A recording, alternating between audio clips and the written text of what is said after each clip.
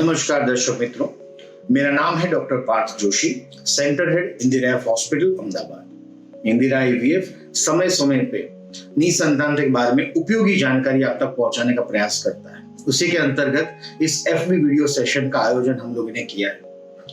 मैं आज इस सेशन के दौरान आईवीएफ के जुड़ी एक मान्यता के बारे में चर्चा करना चाहूंगा। आज की तारीख में आईवीएफ से बहुत सारी मान्यताएं जुड़ी हुई है, जिस मान्यताओं के चलते लोग डर के आईवीएफ से भागते हैं और अपनी जिंदगी का सबसे बड़ा संतान सुख प्राप्त करने से वंचित रह जाते हैं। इसी के चलते आज बात करते हैं आईवीएफ से जुड़ी एक सबसे बड़ी मान्यता के बारे में कि मैं आईवीएफ कराऊंगा तो ट्विंस ही होंगे, यानी कि आईवीएफ करने के बाद ट्विंस ही होते हैं, ऐसी एक मान्यता है।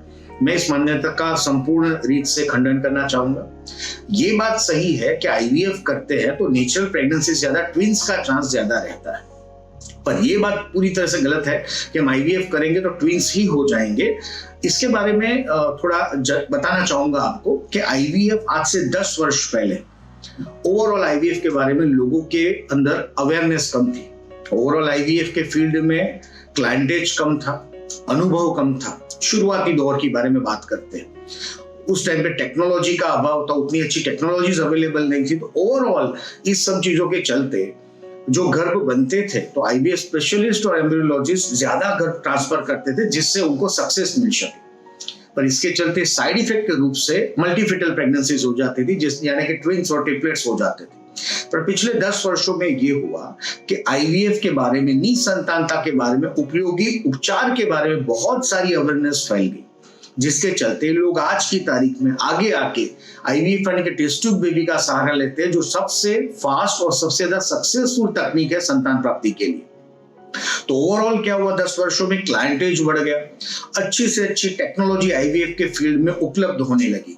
जैसे बात करें तो क्लोज वर्किंग चैम्बर टेक्नोलॉजी है, जो अच्छे से अच्छा वातावरण गर्भ को देती है। डेवलपमेंट के दौरान आईवीएफ के ऊपर ICSI टेक्नोलॉजी आ गई, जो कम से कम समय में पुरुषों को अच्छे गर्भ बनाने का अवसर प्रदान करती है। ब्लास्टोसिस स्टेज टेक्नोलॉजी है, जिसमें गर्भ को 5वें 6ठे दिन तक ले जाया जा सकता है, जिससे कम एम्ब्रियो वहां तक पहुंचते हैं, पर सिलेक्शन ईजी हो जाता है, क्योंकि वहां तक वही गर्भ पहुंचते हैं जो ज्यादा सक्षम है आपको प्रेगनेंसी देने के लिए। इसके लिए बेहतरीन इंक्यूबेटर्स अवेलेबल है आज की तारीख में।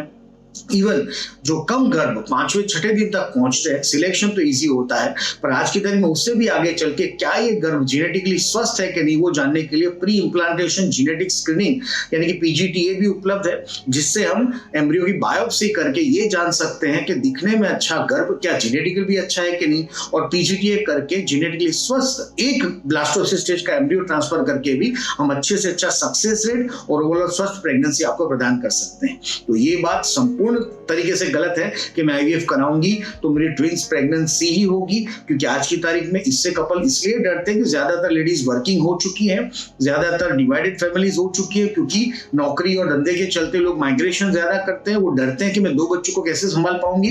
तो बिल्कुल निश्चिंत हो जाइए, अगर आप चाहते हो कि आप सिंगल बच्चे की मां बने, प्रेगनेंसी आपको सिंगल लगे, तो आप अच्छे से अच्छे आईवीएफ सेंटर में जाके ये एडवांस टेक्नोलॉजी जैसे कि PGTA, blastocyst stage, embryo development, ये सारी टेक्नोलॉजी को चुन सकते हैं और सिंगल एम्ब्रियो ट्रांसफर भी चुन सकते हैं, जिससे आप स्वस्थ बच्चे के सिंगल बच्चे के माँ बाप बन सके। तो डरने की बिल्कुल भी जरूरत नहीं है। नियरेस्ट अच्छे एडवांस टेक्निकों से सच आईवीएफ सेंटर में पहुंचने की जरूरत है।